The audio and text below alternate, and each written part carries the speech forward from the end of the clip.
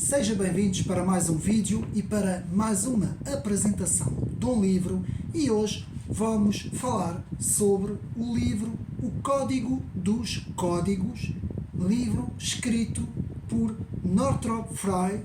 Vamos ver quem é Northrop Frye, que escreve aqui esta obra, O Código dos Códigos, a Bíblia e a Literatura. Pois bem, este trabalho é um trabalho importante para, principalmente, a literatura. Ou seja, quem estuda literatura é um trabalho importante e foi talvez um dos trabalhos dentro do género, ou seja, a Bíblia, o estudo da Bíblia com o estudo da literatura, e vamos ver, para que não haja aqui confusões, vamos ver em que se destina este trabalho de Northrop Frye, e como eu disse, é um trabalho importante. Mas antes devo de fazer algumas advertências para melhor compreendermos o estudo deste trabalho. Bom, primeiro, meus amigos, este vídeo hoje é um vídeo que se destina principalmente ao estudo da literatura. E até podemos dizer da literatura comparada, porque vamos fazer aqui um estudo sobre a Bíblia e a importância que a Bíblia teve, portanto, na influência da literatura ocidental. É isto que nós hoje vamos ver. Portanto, estudos teológicos, estudos bíblicos, estudos doutrinais, tudo isso vamos pôr de lado, não vamos falar absolutamente nada disto hoje.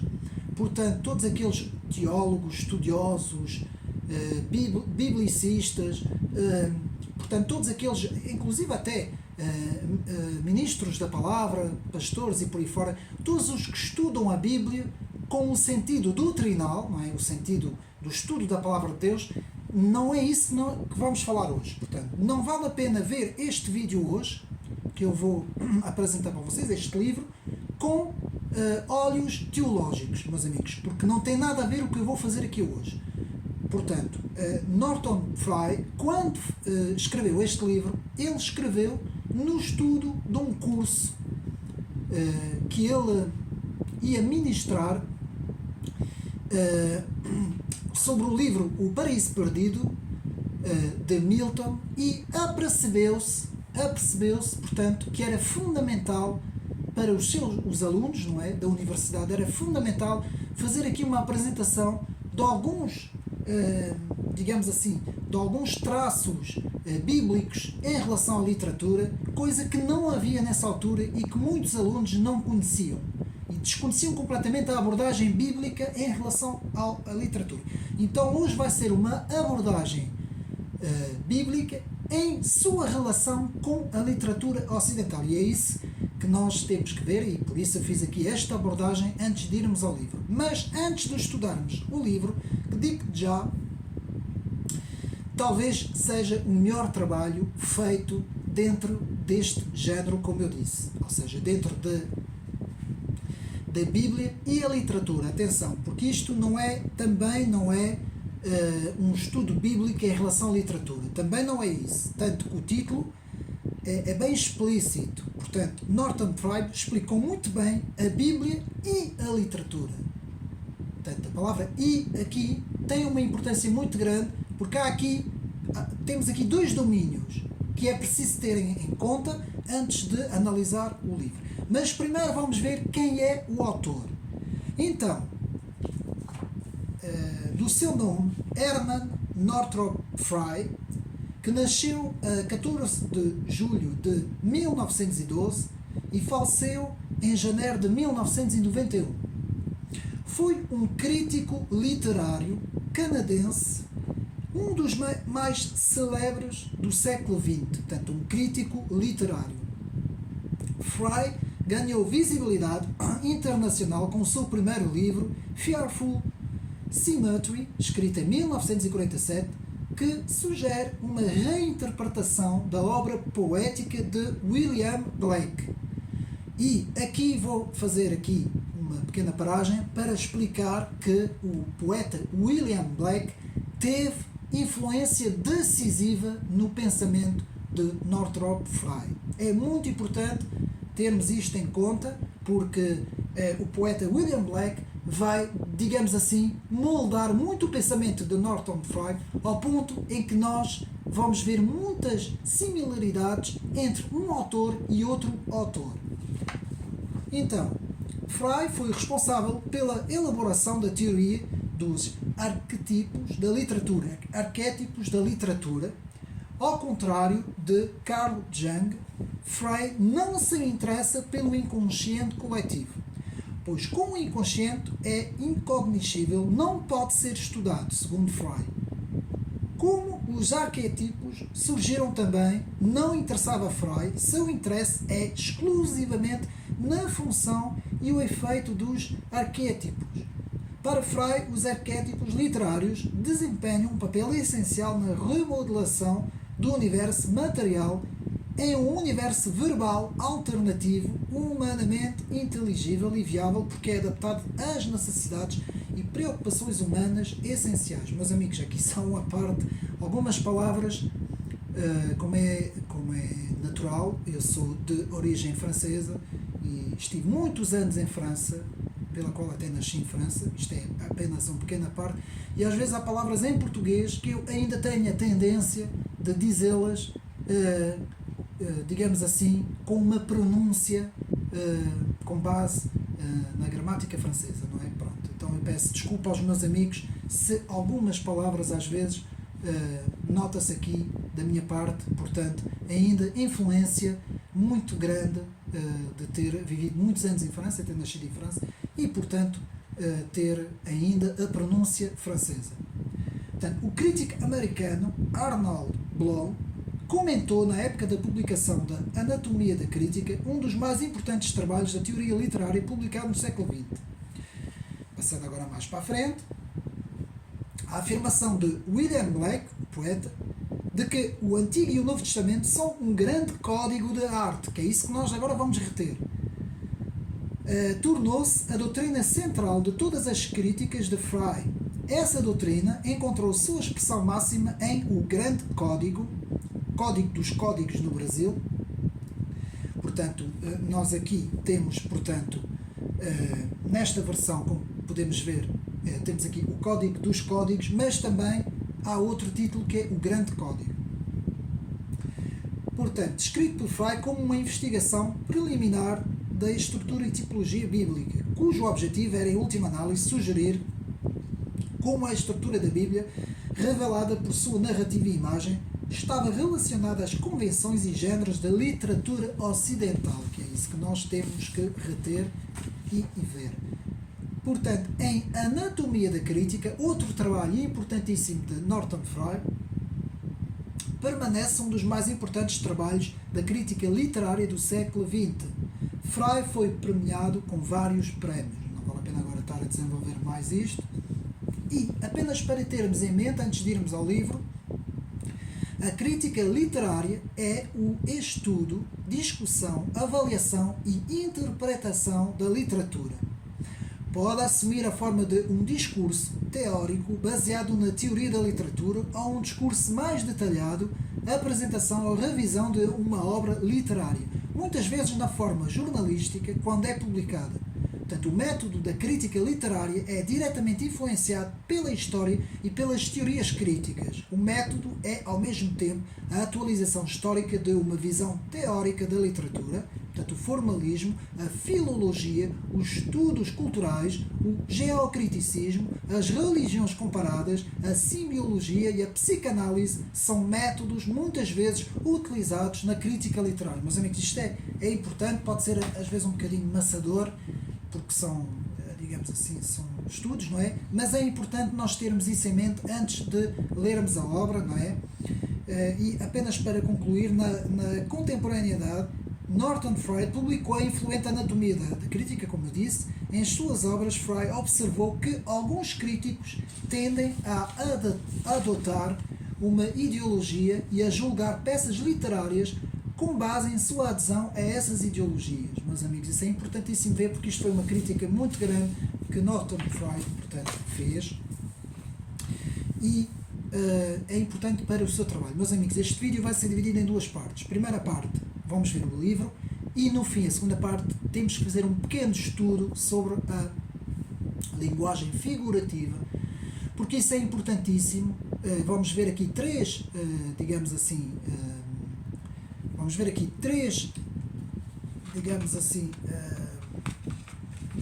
podemos chamar três classificações de figuras importantíssimas, em que vamos ter a metáfora, depois vamos ver a metonímia e, por fim, a descritiva. Portanto, isso vão ser três, digamos assim, figuras de linguagem que vamos ter que estudar para perceber este livro. Ainda há mais figuras, como é óbvio, mas essas três, pelo menos, são as mais importantes para nós tentarmos compreender o livro. Então, Norton Fry não era um estudioso da Bíblia, não era um biblicista, nem tampouco era um teólogo, nem tampouco estava, digamos assim, acostumado a fazer estudos bíblicos. Então, nem sequer dominava as línguas, não é? O hebraico, o grego, tinha apenas algumas noções de latim e conhecia a versão autorizada, a versão da Bíblia inglesa, e foi com base nisso que Norton Fry, com todos os conhecimentos literários, porque Norton Fry tinha muitos conhecimentos na literatura, portanto o seu meio de estudo é a literatura, e com base nisto empreendeu escrever aqui, portanto, o Código dos Códigos, que eu mostro agora, com o subtítulo A Bíblia e a Literatura, das edições 70, que foi, essa edição é muito recente, é deste ano, 2023.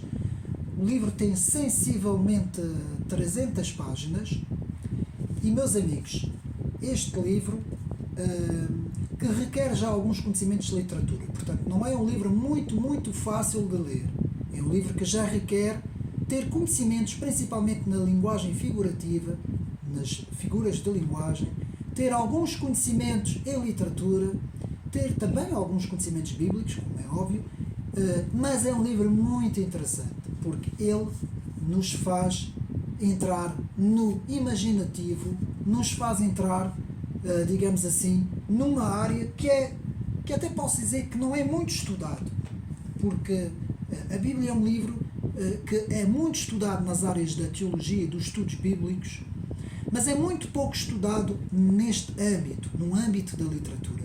E no âmbito da literatura torna-se também um âmbito mais secular e um âmbito que pode ser estudado nas universidades, meus amigos. E eu creio que, principalmente agora aqui em Portugal, como se estuda grandes livros, não é, da nossa literatura portuguesa, como os Lusíadas e muito mais, e também grandes obras dentro da literatura estrangeira, também se devia estudar esta obra, que para mim, dentro dos estudos da literatura, e até no âmbito da língua portuguesa, deveria ser estudado, não é? Digamos assim, apenas uma parte.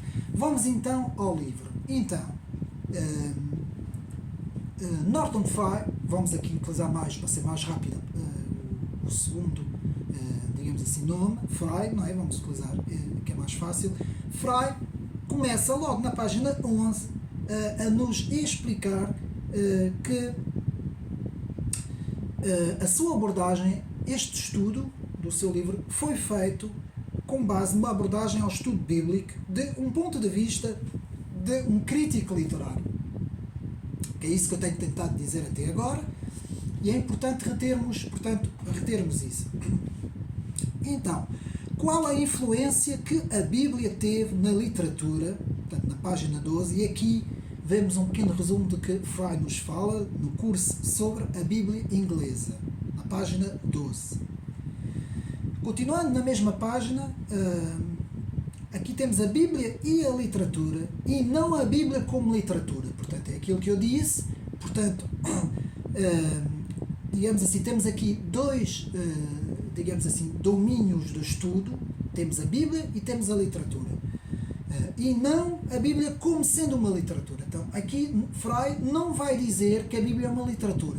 Ele vai dizer qual é a influência da Bíblia na literatura ocidental. E, meus amigos, tem que se ter em conta que a Bíblia é, na sua versão, aqui vamos falar da versão protestante, que são os 66 livros, não é? A Bíblia é um conjunto de livros e que tem muitos estilos de escrita. Não tem só um estilo, tem muitos estilos, tem muitos contextos e foi escrito ao longo de várias épocas, que são épocas diferentes umas das outras. Portanto, há aqui muitos contextos diferentes uns dos outros, em que um livro pode ser completamente diferente de outro livro. Mas o que aqui nos interessa é, fazendo a reunião dos 66 livros, com a sua ordem cronológica, que começa com o princípio, o livro de Gênesis, e acaba com o livro de Revelação, não é? O livro do Apocalipse, que foi, digamos assim, feito uma ordem com um seguimento em que temos o Antigo Testamento, que prefaz uma era, e temos o Novo Testamento, que prefaz outra era, uma era que vem depois. Isso é importante termos em conta esse aspecto cronológico e este aspecto contextual. Porquê? Porque para nós compreendermos como tudo isso se relaciona com a literatura ocidental e como ela vai influenciar a literatura ocidental, nós temos que ver que há aqui muitos contextos diferentes. Mas Norton Fry, vamos ver isso mais à frente, vai nos falar da tipologia, que vamos ver depois o que é, mas que eu posso já aqui dar um pequeno resumo, digamos assim, que seria o entendimento e a complementaridade entre o Antigo Testamento e o Novo Testamento. Meus amigos, e isto é importante porque tudo isso também vai se refletir no estudo da literatura ocidental. Então, lá está, a Bíblia como uma unidade que influenciou a imaginação ocidental, página 13. Portanto, o domínio do imaginativo, que é aqui que nós temos que também ter um ponto importante, é o domínio da imaginação. Meus amigos, a literatura é o arcabouço de uma cultura. Daí que quando a literatura está em baixo, normalmente uma civilização também se encontra em baixo. Porque todo o imaginativo coletivo de uma sociedade, em termos culturais, é representado na literatura. E é por isso é que a literatura é importantíssima no estudo de quem estuda a cultura. Por exemplo, quem estuda várias áreas, não é? Mesmo até em outros domínios, como a filosofia, a ciência política, a literatura é importantíssima. E quando, digamos assim, quando a literatura é, digamos assim, é posta um pouco de lado, não é? Principalmente nos estudos, há um abaixamento muito grande dos padrões culturais, meus amigos. Isso é importante termos em mente, porque isto é uma das coisas que para mim é a base de uma sociedade, de uma civilização, até direi. Portanto, aqui o autor vai nos falar em duas letras, VA maiúscula, que quer dizer a versão autorizada da Bíblia. Portanto, que foi a versão autorizada da Bíblia, não é? De 1611, a Bíblia inglesa, e é aqui que Norton Fry vai também basear o seu estudo. Então, a existência de uma estrutura narrativa, ou seja, é imagética unificada, em que consiste a base deste livro. Meus amigos, aqui temos já uma pequena ideia central do livro, que eu vou repetir, que é a existência de uma estrutura narrativa, existe uma estrutura narrativa, e imagética unificada, em que consiste a base do livro, página 13. E na página 16, Fry nos fala de que a Bíblia é um livro que teve uma influência extraordinária, extraordinariamente fecunda na literatura inglesa, página 16. Então, depois temos aqui, e até podemos ler, as duas abordagens do estudo da Bíblia, na página 17. Portanto, as duas abordagens do estudo da Bíblia, portanto, vamos ler aqui na página 17, e podemos ler existiram sempre duas orientações na área do estudo bíblico: a crítica e a tradicional, ainda que muitas vezes elas se tenham fundido. A abordagem crítica define o texto e estuda o contexto histórico e cultural. A tradicional interpreta-o de acordo com um significado que foi determinado pelo consenso das autoridades teológicas e eclesiásticas. Meus amigos, há aqui duas abordagens, a crítica e a tradicional. O que vai fazer é abordar a crítica, a abordagem crítica. Portanto, o Antigo e o Novo Testamento são então, para Fry, o grande código, retomando a expressão de William Blake, o poeta muito conhecido, na página 16, o grande código de arte. E vamos ver porque essa expressão, o grande código de arte. E vamos agora ler novamente na página 19 a herança cultural. E aqui eu faço questão de ler esta pequena passagem. A herança cultural, portanto, vamos agora ver. O homem não vive como os animais, desprotegido ou desarmado na natureza, mas sim no interior de um universo mitológico, um corpo de suposições e crenças provenientes das suas interpelações existenciais. A maior parte disso passa-se inconscientemente, o que significa que a nossa mente pode reconhecer elementos que fazem parte deste universo quando eles surgem na arte ou na literatura, sem compreender conscientemente aquilo que está a reconhecer. Quase tudo o que conseguimos discernir deste corpo de interpelações é socialmente condicionado e culturalmente herdado. Sob a herança cultural deverá existir uma herança psicológica comum, pois se assim não fosse, as formas da cultura e da imaginação que se encontram no exterior das nossas tradições não fariam sentido para nós. Portanto, esta é uma parte importante para nós entendermos a herança cultural como sendo uma herança psicológica comum, como uma forma de imaginação, meus amigos. E isso é importante termos isto. Na página 19, Freud nos faz a referência a Jean-Baptiste Vico, que vai ser um autor importantíssimo por causa do seu estudo e da sua classificação das três grandes eras literárias, digamos assim. Vico, na sua teoria da cultura secular, portanto, estudando a Bíblia conforme uma classificação que nos vai falar sobre três, como vamos ver, três grandes classificações. Então, que é o poético, o heróico e o vulgar. E vamos ver isso depois mais para a frente com mais pormenor. Portanto, a importância da crítica bíblica para a literatura secular. E aqui Freud nos fala em três autores importantes: Hans Georg Gadamer, bem conhecido filósofo, Paul Ricoeur, também muito conhecido, e Walter Ong. Portanto, que são três autores que aqui Freud se refere no seu livro. Depois temos então, na página 24, teólogos, estudiosos da Bíblia devem ler este estudo da Bíblia e literatura numa posição não dogmática, mas cultural. Página 24. Que é aquilo que eu disse na introdução do vídeo. Não numa posição dogmática, mas numa posição literária e cultural.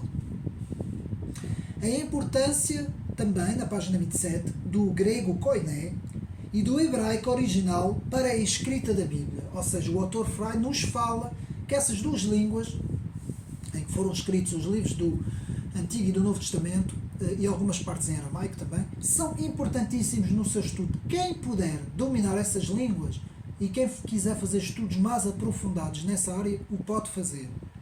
Portanto, depois, na página 27, a importância da Vulgata, que foi a Bíblia da Europa Ocidental durante mais de 1000 anos. Na página 27 nos fala Freud. Depois aqui também na página 28, diferentes significantes e um significado comum. É o que conhecemos por sentido do texto. Portanto, o próprio sentido do texto que pode ter diferentes significantes e um significado normalmente que é comum. Então aqui temos as três ideias literárias de Jean Vico: o poético, o heróico e o vulgar. O poético, que começa a ser, portanto, com a era dos deuses, não é? O heróico, que é aí que torna os grandes feitos, digamos assim, dos heróis, e depois temos o vulgar, que é quando é a era do homem, não é? E aqui temos então, podemos, Frey então pega nessa tripartição, digamos assim, e vai falar aqui a era hieroglífica, hierático e demótico. Portanto, para nos fazer, digamos assim, a classificação destas três áreas. Portanto, a hieroglítica é o poético, refere-se à era da poesia, a poesia do domínio dos deuses, muito centrada nas mitologias.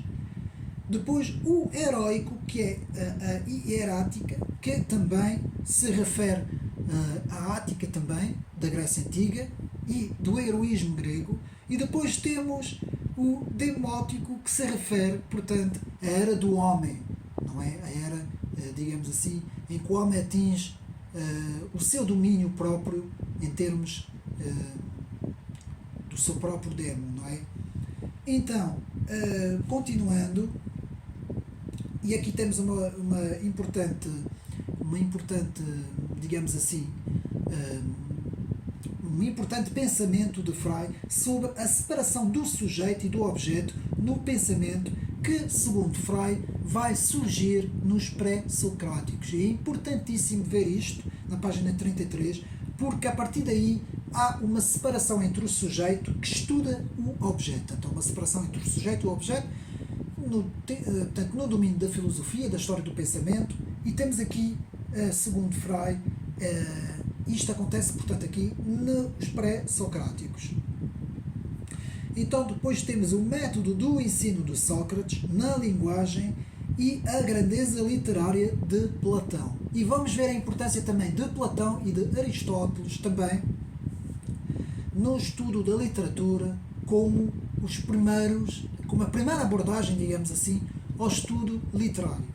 Depois temos a linguagem metonímica, que vamos ver isso na linguagem figurativa, na parte final, que é muito importante, a linguagem metonímica, que aponta para um Deus monoteísta, aqui segundo as palavras de Frey, na página 34, vou beber um bocadinho de água, que aponta para um Deus monoteísta.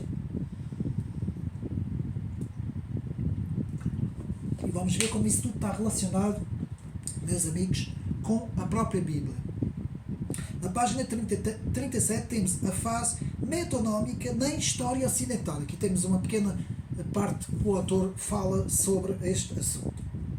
E aqui temos na linguagem metonímica, que depois iremos ver no fim a sua definição, que eu até posso dar aqui uma pequena definição para nós vermos, que é a linguagem substitutiva numa figura de linguagem, numa substituição lógica de um termo por outro, mas mantendo o sentido próximo. Depois vamos ver isso na parte final. Então temos a linguagem metonímica como figura de estilo, na página 40, e então depois na mesma página 40, o observador e o objeto, no espaço e no tempo, se inventam no nosso tempo e no imaginário, meus amigos. E isso aqui é importante vermos isso, portanto, naquilo que Norton Frey desenvolveu na sua obra. E aqui, vendo isso com mais pormenor, vamos aqui à página 48 e vamos ler então o observador que se torna objeto. Vamos ver o que é que Frey nos quer aqui dizer com isso. Portanto, mas em tudo isso haverá algo que não seja objetivo. Quando reconhecemos que a observação é influenciada essencialmente pelo observador, temos de incorporar esse observador nos fenómenos observados e fazer dele também um objeto. Este facto transformou as ciências naturais e quando as ciências sociais é evidente que elas se baseiam inteiramente na necessidade de observar a comunidade de observadores. Lá está. Então o que é que isso quer dizer? Até no tempo antigo, ou pré-clássico e clássico, em que tínhamos os pré-socráticos e tínhamos Platão e Aristóteles, tínhamos uma visão em que havia o sujeito e o objeto. O sujeito era o observador e o objeto era aquilo que era observado. Até aí partia-se sempre de um sentido de que o que importava não era o observador, não era o sujeito, mas era sim o objeto que era observado. Mas com a chegada do Renascimento e da modernidade, principalmente na modernidade, temos aquilo que Freire nos diz, portanto, que a partir daí o próprio sujeito, que é o observador, também ele se torna também objeto e se torna também observável, não é? Digamos assim. Portanto, é também ele observado. E a partir digamos assim, dessa premissa, nós podemos ver aqui uma mudança substancial, digamos assim, até no próprio imaginativo e na própria literatura, no curso da literatura ocidental. Vemos aqui uma mudança. Então, vemos na página 59 as estruturas verbais dispostas sequencialmente na Bíblia. Portanto, essas estruturas, elas foram, digamos assim, ordenadas de uma forma que quase que podemos dizer foi um pouco cronológica, não é? E por isso é que há um princípio, um meio e um fim, não é? A Bíblia começa com o início da humanidade e ela acaba com o fim da humanidade, não é? Portanto, houve aqui uma sequência ordenada, especial, não é? Nos diz Freire, não é? Então, aqui depois passamos para o mito, que é outro capítulo do livro em que o autor nos vai falar sobre o mito. E eu aqui devo de dizer que há algumas coisas que eu não concordo com Freire, meus amigos. Eu tenho que dizer as coisas como elas são. Nem sempre nós concordamos com tudo quando lemos os autores e estudamos os autores, e é por isso que este canal é importante também. Não que a minha opinião seja importante, atenção, a minha opinião aqui não tem valor algum, mas apenas dou a minha opinião no sentido de podermos também termos outras visões. Eu, dentro do estudo bíblico, agora sim, falando um pouco mais em termos teológicos e em termos doutrinais, embora isso não possa ser o ponto de partida para a leitura deste livro, como eu disse, mas eu sempre fui daquelas pessoas que sempre parti do pressuposto de que a Bíblia tem partes que se podem interpretar em termos literalmente, digamos assim, e também alegoricamente. Portanto, a Bíblia tem de tudo.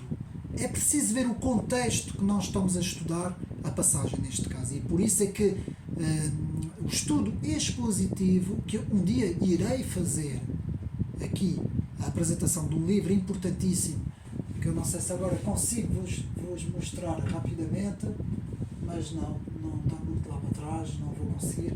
Mas, digamos assim, o que é chamado estudo hermenêutico e exegético, partindo de uma base expositiva, ou seja, que é expor o texto no seu próprio contexto, digamos assim, é importantíssimo para nós entendermos. E muitas vezes, com o estudo, digamos assim, da Bíblia e da literatura, não a Bíblia como literatura, mas da Bíblia e depois da literatura, fazendo a transposição, muitas vezes, quando nós estudamos, como é aqui o caso da Freire, quando nós estudamos o texto como imaginário, com as suas figuras de linguagem, muitas vezes entramos nas alegorias e entramos em aquilo que o autor fala do mito. Eu também vou aqui dizer que o mito não é um mito que nós estamos habituados a falar. Nós, quando falamos no mito, geralmente na nossa sociedade pós-moderna, o mito é algo que nunca existiu, é algo que foi um conto, por exemplo, um conto de fadas, não é? Muitas vezes nós comparamos o mito a um conto de fadas, e o mito não tem nada a ver com isso, meus amigos. Um mito é a base de uma narrativa. É a base de uma narrativa que depois, em termos culturais, vai dar ênfase à própria cultura, neste caso de uma nação, de uma sociedade, de uma civilização, não é? Digamos assim.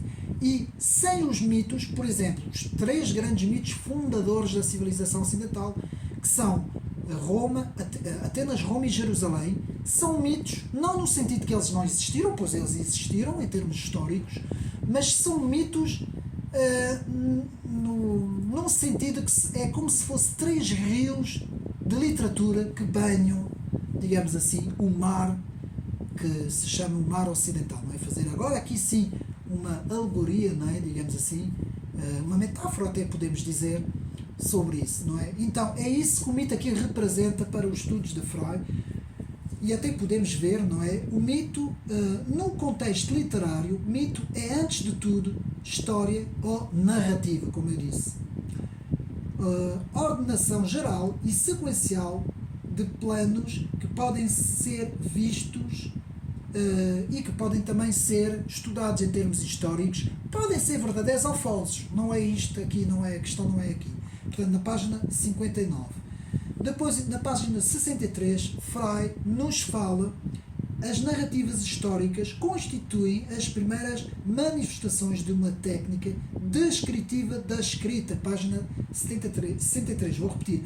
As narrativas históricas constituem as primeiras manifestações, portanto, de uma técnica descritiva da escrita. E aqui, na página 63, na mesma página, a herdeira direta da mitologia é, pois, a literatura, meus amigos. É por isso é que quando nós estudamos, por exemplo, a Odisseia ou a Ilíada, do poeta Homero, nós estamos aqui a ver, dentro da classificação literária, daquilo que nós chamamos o estilo épico, digamos assim, há aqui uma influência muito grande que o mito grego, dessas grandes narrativas, dessas 2 grandes narrativas, vai ter na influência de toda a literatura ocidental, não é? Digamos assim. Então depois, na página 64, Norton Frey nos fala da importância dos estudos de James Frazer, muito importante, James Frazer, aqui na página 64, e na página 67, o mito na literatura ocidental. Temos vários exemplos, várias coisas que o autor vai desenvolver no livro, não é? Eu não vou agora dizer, senão nunca mais saímos daqui. E depois, na página 71, as escrituras do Novo Testamento procuram mostrar a relação dos Evangelhos com o Antigo Testamento. E aqui chegamos à tipologia, meus amigos. Dentro daquilo que Norton Frey fala em termos de tipologia, o que é que isso quer dizer? Que quando nós pegamos, isto é um bocadinho, vai buscar um bocadinho do sentido da teoria filosófica do estruturalismo, mas não o estruturalismo pós-moderno, aquilo que preparou o pós-estruturalismo, não. Ou seja, os estudos de Roland Barthes e por aí fora não tem nada a ver com isso. Tem a ver no sentido que parte de uma premissa de que o todo é estudado pelas suas partes e as suas partes vão apontar para o todo. E transpondo isso no estudo bíblico, naquilo que a Bíblia é, podemos dizer que o Novo Testamento, todo ele, e os Evangelhos, e as cartas também, e o próprio livro da Revelação e por aí fora, todo ele é a confirmação do Antigo Testamento. Ou seja, e o próprio Jesus Cristo, o próprio Senhor Jesus Cristo, sempre apontava para o Antigo Testamento. Ele apresentava a palavra, não é a sua palavra, digamos assim, e apresentando a sua palavra na base do Antigo Testamento, de todo o historial do Antigo Testamento. Ou seja, um cristão deve compreender o Novo Testamento à luz do Antigo Testamento. E, meus amigos, quando eu ouço, principalmente agora um pouco aqui uma crítica para os católicos têm muito isso, de que o Novo Testamento nada tem a ver com o Antigo Testamento e que se pode estudar o cristianismo sem o judaísmo, isto é um erro. Ou seja, sem o hebraísmo, digamos assim. A cultura hebraica é a base da cultura cristã. Vou repetir mais uma vez isto. A cultura hebraica, principalmente nos primeiros séculos, não é? Em que foram escritos as cartas do Novo Testamento, no primeiro e no segundo século, são a base do cristianismo.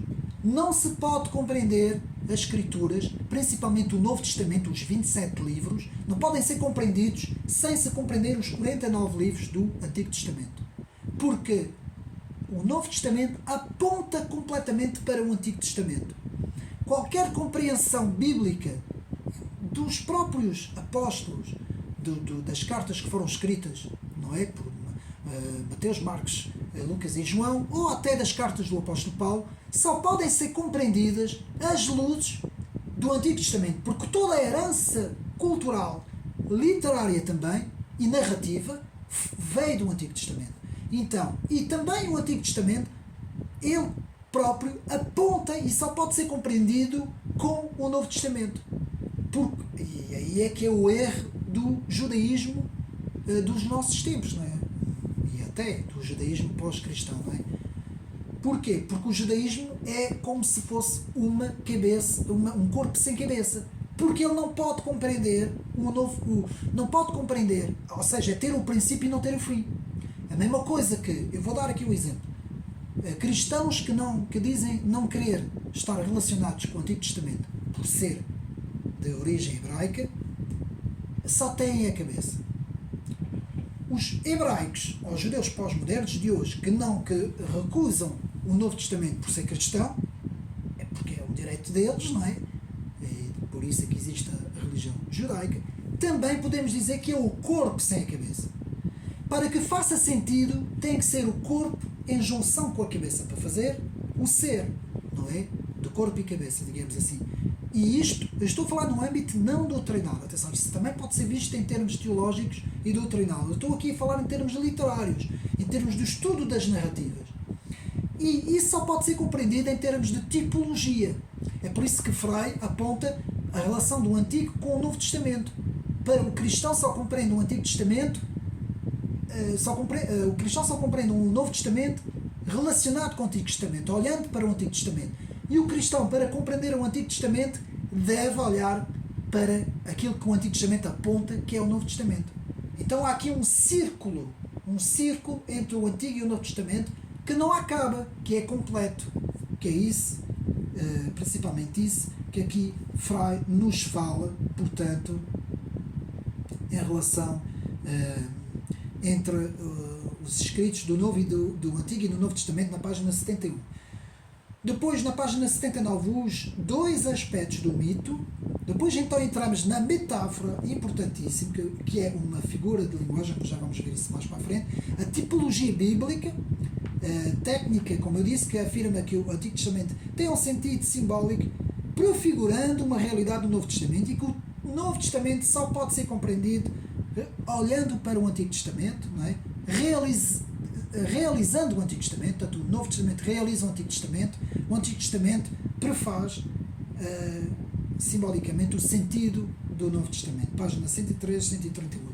Portanto, a tipologia textual, como um determinado texto é apresentado.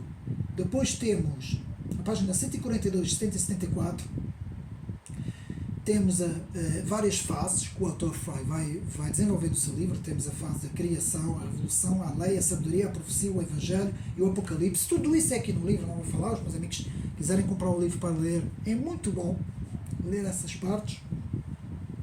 Depois, a metáfora imagística que se exprime por meio da imagem. Página 179. É importantíssimo ver aqui o papel da imagem. Depois, na página 214, 245, temos então a narrativa, estruturas em figuras narrativas de vários tipos, e depois temos na página 248 linguagem, retórica, princípio, meio e fim, ordem cronológica e ordem simbólica, tudo aqui na página 248. Meus amigos,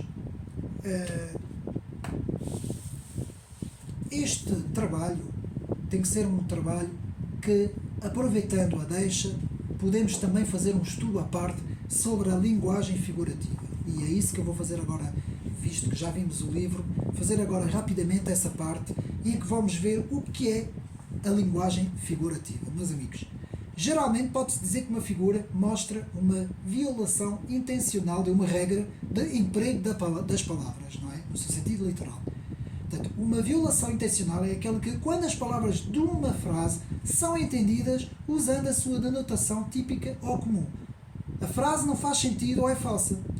Portanto, as regras gramaticais determinam a função habitual das palavras. Em alguns casos, porém, o escritor põe essas regras de lado intencionalmente a fim de empregar novas formas, às quais chamamos figuras de linguagem. É isso que é importante estudarmos. Por exemplo, tinha na mão direita 7 estrelas e da boca saía uma afiada espada de 2 gumes. Apocalipse 1:6. Tentamos utilizar o texto bíblico. Se pensarmos na denotação típica destas palavras, estes versículos não fariam sentido, porque não se pode agarrar estrelas numa mão e uma espada não faz parte da nossa anatomia. Ou também fazes-me ouvir júbilo e alegria, Salmos 51:8. Aqui o autor transfere 2 palavras que referem a um estado emocional, júbilo e alegria, dentro de um ato físico, ouvir.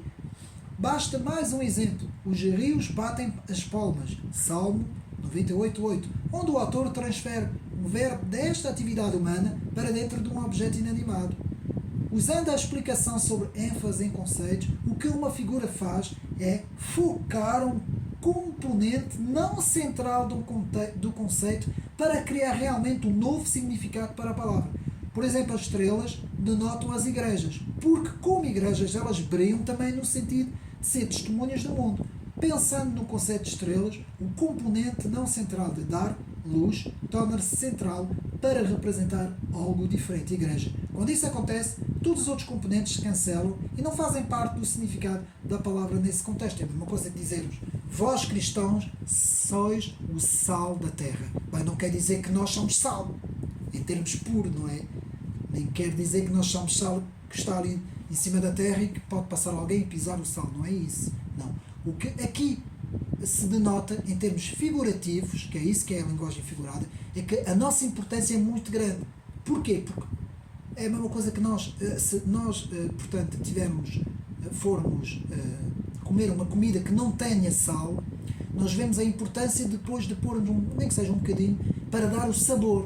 Ou seja, nós somos o sabor. Não é? Acabamos por ser o sabor. É isso que quer dizer, vós sois o sal da terra. Não é? Então, é uma linguagem figurativa. Então, ao estudar a linguagem figurativa, por causa da maneira como ela funciona, o desafio de estudar a linguagem figurativa é determinar aquele aspecto não central da palavra que quer representar algo diferente.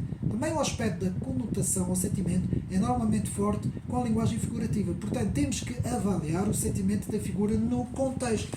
Há muitas figuras que podemos analisar. Temos a figura da comparação, temos a metáfora que vamos ver, temos a hipocatase, que é outra, temos a linguagem descritiva, temos a personificação, o antropomorfismo, o zoomorfismo, a metonímia, que vamos ver. São muitas as linguagens figurativas. Temos, portanto, temos o sinedó, temos o merismo, o andiálite, temos o eufemismo, temos a ironia, a acróstico, a hipérbole, a elipse e a retórica. Portanto, meus amigos, e ainda temos as reticências. Tudo isso é aquilo que fazem parte da chamada linguagem figurativa, que, portanto, são, digamos assim, a classificação das figuras. Eu aqui apenas me interessa por 3 grandes figuras, que é a metáfora, que vamos ver, a metonímia, com o acento no primeiro i, e a narrativa. Porquê ver apenas essas 3? Porque são as 3 principais que Freud nos fala no livro. Então vamos ver cada uma delas. Temos a metáfora, que é uma comparação implícita. Vou falar devagar para percebermos. Falta-lhe a partícula comparativa, como entre 2 coisas de natureza desigual, mas que têm alguma coisa em comum. Reparem bem, da natureza desigual, mas que têm uma coisa em comum. E aqui vamos ver exemplos.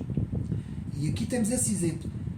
Pela janelinha, sem vidro do meu quarto entre uma coluna de sol que empoeira de ouro o sobrado.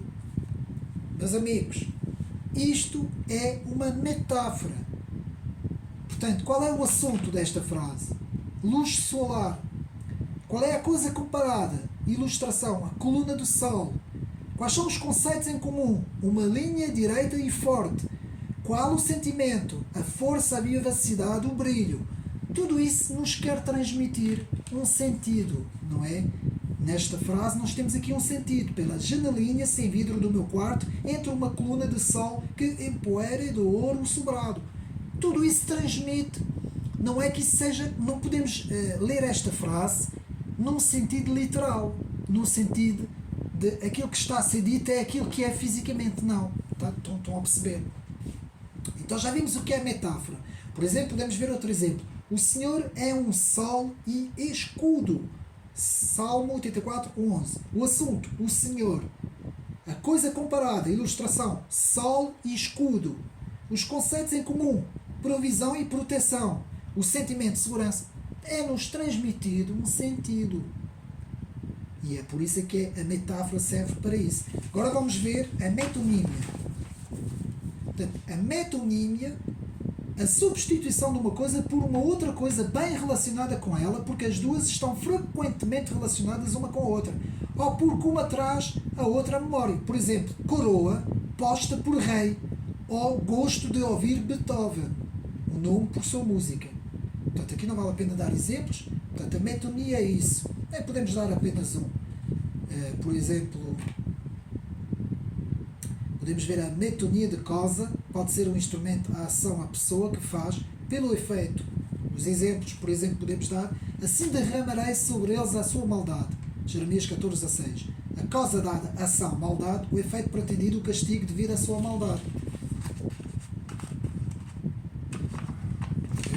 Depois, exatamente foi este exemplo. E agora vamos ver o terceiro, que é a linguagem descritiva. Aí sim temos uma descrição na linguagem. Por exemplo, posso dar o exemplo desta garrafa. Em termos descritivos, isto é uma garrafa que tem água dentro. Então eu vou usar uma frase: eu vou beber um bocadinho de água, não é? E aproveito e bebo. A minha frase: eu vou beber água numa garrafa. Vamos pôr a frase nessa forma. Então, ela é uma frase descritiva, ela descreve. Aqui não há figuras de linguagem. E agora, se eu quiser transformar isso numa figura de linguagem, eu posso dizer, por exemplo, o meu Deus é como água pura quando a minha sede é insaciável. Por exemplo, é como água pura desta garrafa quando a minha sede é insaciável. Ela é como água refrigério para o meu corpo. Aí já não estou a fazer uma descrição. Estou aqui a apresentar, estou a criar uma metáfora. Porque é tudo isso? Devem estar os meus amigos a dizer porque é que eu estou a amassar os meus amigos com isso tudo.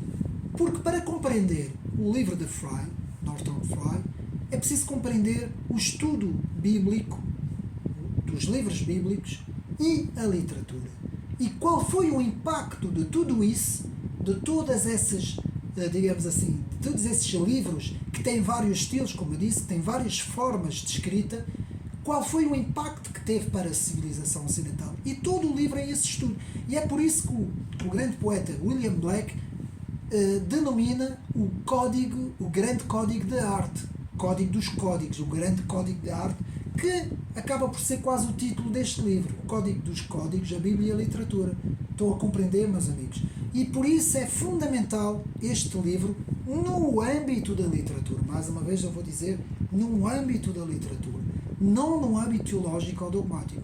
Meus amigos, eu fiz mais ou menos um resumo deste livro, que é um livro que eu li do princípio ao fim, que eu tirei os apontamentos, que eu estudei, há muita coisa que eu achei muito interessante. Algumas coisas, como eu disse, não me revejo, não é muito. Eu prefiro estudar a literatura, digamos assim, noutras obras. Não é que isto é muito importante aqui, atenção, eu não estou a dizer isso. Eu é que prefiro, por exemplo, eu pessoalmente gosto de fazer estudos bíblicos em termos teológicos e em termos doutrinais, porque é uma coisa que eu gosto, já faço há muitos anos, não utilizo muito aqui no canal, de vez em quando apresento alguns livros interessantes, irei apresentar um livro muito, muito interessante, que já agora faço publicidade aqui, Nos Passos de Jesus, do professor Russell Shedd, aqui, eu vou, daqui brevemente irei fazer também a apresentação deste livro, mas aqui já é uma apresentação em termos teológicos, em termos de estudos dentro do estudo da Bíblia, dos estudos bíblicos. Não é? Mas, voltando aqui a Norton Fry, meus amigos, dentro do âmbito da literatura, vale a pena ler este livro. E também convido meus amigos para ver o vídeo do professor Rodrigo Gurgel, professor que estuda literatura, canal YouTube, que é brasileiro, que tem um excelente vídeo sobre, e tem vários até a falar sobre Norton Fry, que é especialista nessa área, para quem também estuda literatura. Podem também procurar alguns livros do professor Olavo de Carvalho, que já nos deixou, também sobre literatura, sobre o estudo da literatura, que também nos fala muita coisa sobre o imaginário, digamos assim, na literatura, a conversação, que o leitor e o autor têm, que é um mundo imaginário. O leitor vai entrar no imaginário e vai viajar. Eu costumo dizer que um livro, quando se lê um livro de literatura, por exemplo, nós iniciamos uma viagem, meus amigos, e vamos conhecer muita coisa nesta viagem, vamos dialogar com os personagens, porque é um diálogo que nós estamos a ter. A nossa mente está a entrar no imaginário e está a ter um diálogo com os personagens do livro, com a própria narrativa do livro, e aí sim podemos também estudar tudo o que tem a ver com a literatura em si, com tudo isso que eu falei um pouco hoje, não é? Sobre a linguagem figurativa, tudo isso, as figuras de linguagem, tudo isso, que é muito interessante, todas essas coisas, e que devemos ter também. Aí eu remeto também para o estudo do português, o estudo da gramática, o estudo da, digamos assim, da própria ortografia, não é? Que é importante, que é muito importante, porque a linguagem hoje, e nós vamos ver isso quando eu fizer aqui a apresentação extensa e completa do livro de 1984 de George Orwell, por causa do chamado nova língua, que é outro assunto, não tem nada a ver com o que eu estou a falar e não tem nada a ver com este livro, mas vamos ver como é importante a língua, meus amigos, a linguagem, o estudo da linguagem, como é importante, portanto, quando nós estudamos as linguagens antigas, as linguagens mais modernas, não é? Os chamados acordos ortográficos, que para mim muitas vezes são erros, não é? Devia-se manter sempre a base principal da língua, não é? A sua escrita, principalmente na sua escrita. Tudo isso eu não vou agora falar, que é muito mais complexo, mas, meus amigos, a linguagem e a literatura, para mim, é importantíssimo o seu estudo para nós termos, digamos assim, uma base sólida, digamos assim, em termos culturais, em termos literários, e que nos dá também ferramentas, meus amigos, em termos de conhecimentos, e também, como diz o professor Olavo de Carvalho, para nos proteger, cria-nos um escudo à nossa volta contra toda essa desconstrução que nós estamos a ter, desconstrução cultural que atinge a literatura, meus amigos, atenção, essa desconstrução não é apenas em termos culturais, não é apenas em termos dentro do aspecto moral, não é? Do aspecto dos princípios e valores, não é só isso, ela é também em termos literários, em termos do próprio conhecimento em si, não é? E da linguagem, principalmente da linguagem. Espero que tenham gostado mais uma vez deste vídeo. Como eu disse, fica aqui mais esta recomendação aqui para o canal Ocidente Neri. Portanto, a Bíblia e a literatura, o Código dos Códigos, Norton Fry, um livro importante, meus amigos, para nós lermos, termos na nossa biblioteca, meditarmos, fazermos estudos, tirando apontamentos, refletindo sobre a obra deste grande autor, grande escritor. Fica aqui mais uma vez esta recomendação.